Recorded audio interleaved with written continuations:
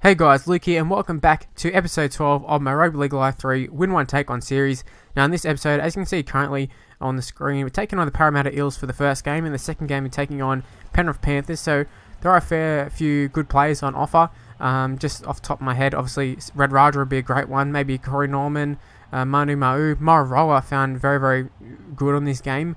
Obviously Pete's pretty good, but we're covered for hook position. But there are a fair few plays for this Eels side. The Penrith side, very, very good side as well. And they shouldn't be. They're sort of like the Warriors. They shouldn't be as low as what they are.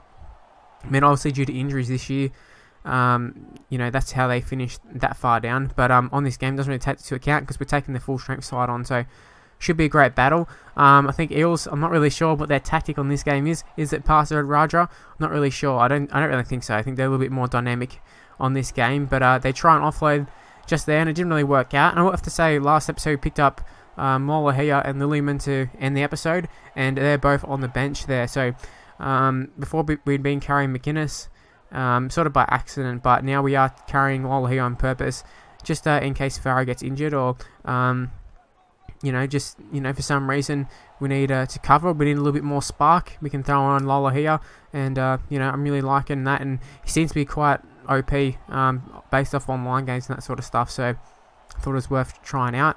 Now both sides pretty scrappy opening to the game, but the Eels they're gonna strike gold here. I thought for a second there we just able to grab hold of him and maybe knock the ball out or something, but no, it wasn't meant to be. Brad Takarangi ends up scoring a try, and I'm not sure what the hell they were doing. The reason we had that chance was because they ended up just stopping for some reason. I really was confused what happened there, and I don't know what happened, to be honest. But right here, it goes from bad to worse as we kick it out in the full right from the kickoff, and they have a penalty here. Mararoa it is on the ball, gets a little slick offload to Takarangi.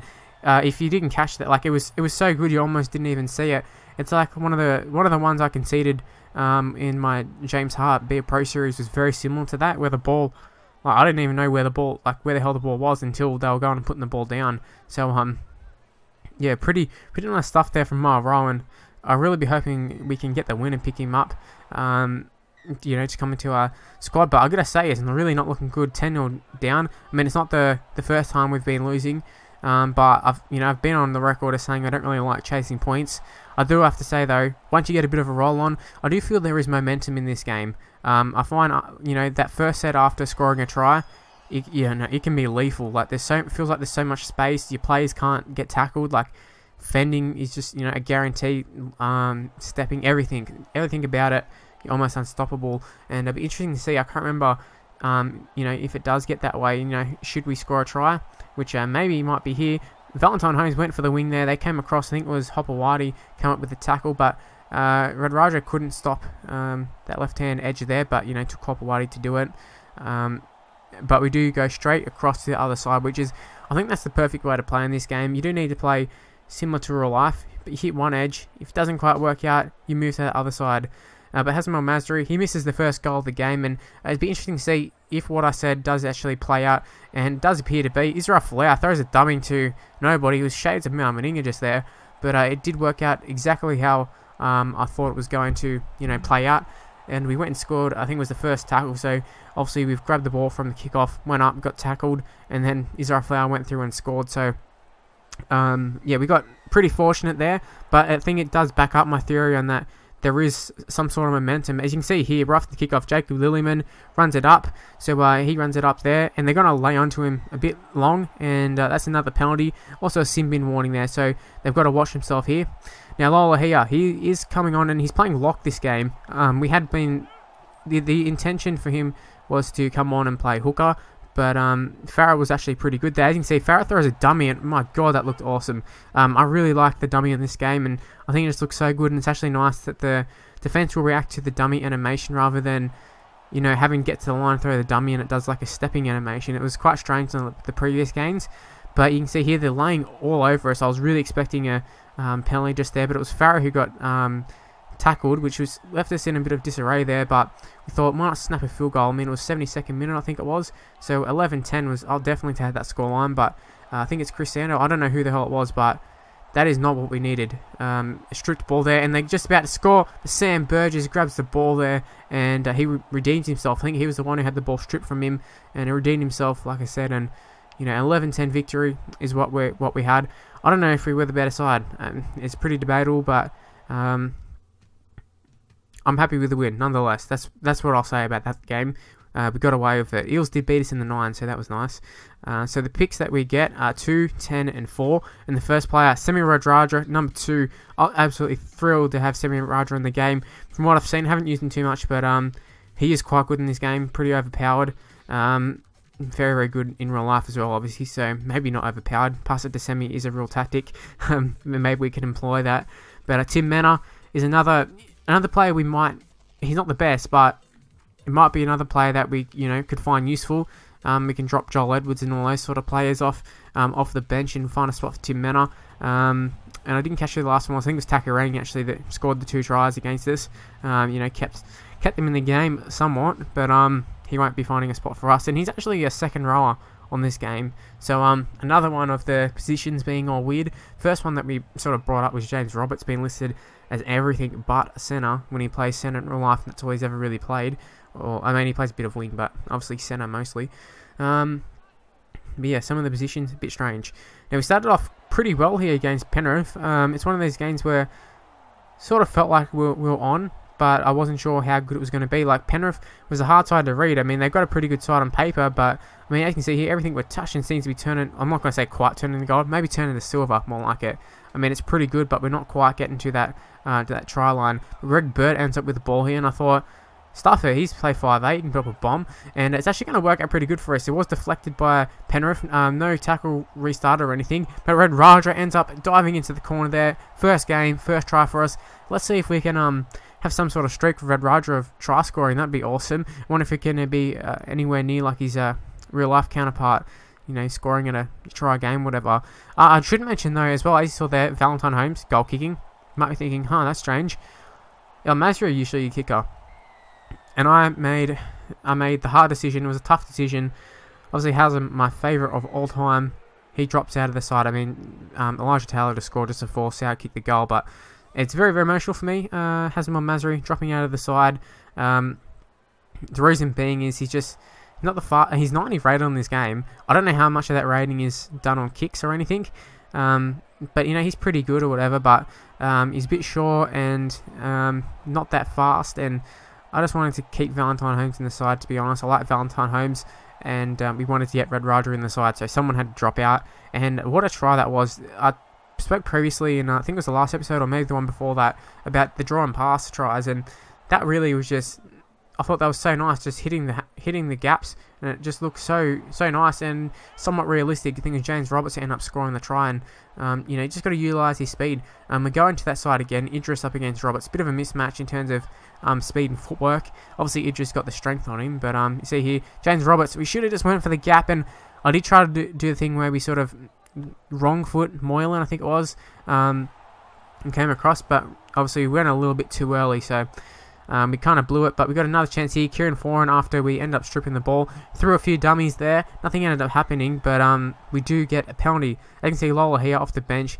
He actually jumped into that hooker position, but I thought we'd just sort of reassure our win. I mean, it's just for half time, and I wanted the guaranteed points that were on offer, but we do almost blow it completely here. Could be a tied ball game at half time, but it's not going to be. Israel Folau ends up rounding up Peter Wallace pretty easily. I think Radradra had him covered as well, but Peter Wallace sent a bit of a scare into the camp just for half time. That would have been huge for our chances of winning, like in terms of knocking it down a peg. Our chances would have been not gone, but it would have been like I said, huge thing to bounce back from quickly. You got to sit there over half time and think about it. I'm talking as if it's a full on half time, like real life, where we're sitting there for 20 minutes or whatever. But we did start it off pretty well. I think it was Josh Hoffman who scored the try, and then they had another chance there. I think Seguiero was the one who ended up with the ball in the end, and he got held up. But Peter Wallace ends up scoring a try, just one of those ones where they drag over and reach out. And if you're wondering like what determines those reach out tries, I believe it's something to do with stamina. Like how much current like full on stamina do you have? Like the blue stamina I'm talking about. I'm not talking about overall, because you can see Lola here doesn't have much stamina, but the blue one even more. So whoever's got the most out of that at the time, and maybe like strength and stuff gets taken into account as well. I'm not really sure, but I know that that blue stamina part is taken into account for sure. So right at this moment, that penalty goal right up for halftime, it is looking like a pretty strong decision, or pretty good decision I should say, as there's still that sort of feeling of comfort a little bit, like if they end up scoring a try, we're still going to be okay in the game. It's not game over or anything. But Red Raja here pins the ears back. You'd think it's going to be try time, but I don't know who the hell that was. Zelezniak, I don't know who the hell it was, but we had a start with Red Raja and got run down. Now, I thought for sure that is game over, try time, whatever you'd like to say, or any sort of phrase or saying, but I was convinced it game over there, and obviously it didn't work out that way. So I was a little bit confused, but what a tackle it was. A great cover defense there. Now, going for field goal here, Aiden Caesar it is, who's going to take a shot, and he misses. Couldn't believe it. I couldn't believe what happened there. It was absolutely incredible. We've got a bit of an extended clip here, but I'm just going to say, like, we set that up perfectly, I thought. We had a brilliant little rundown, I think it was maybe by Roberts or someone, no, Hoffman I think it was. I think it was Josh Hoffman. Went down the right edge, cut back inside, and then we immediately went for the field goal, and I was thinking, straight over, game over. We haven't really missed a field goal in a long while.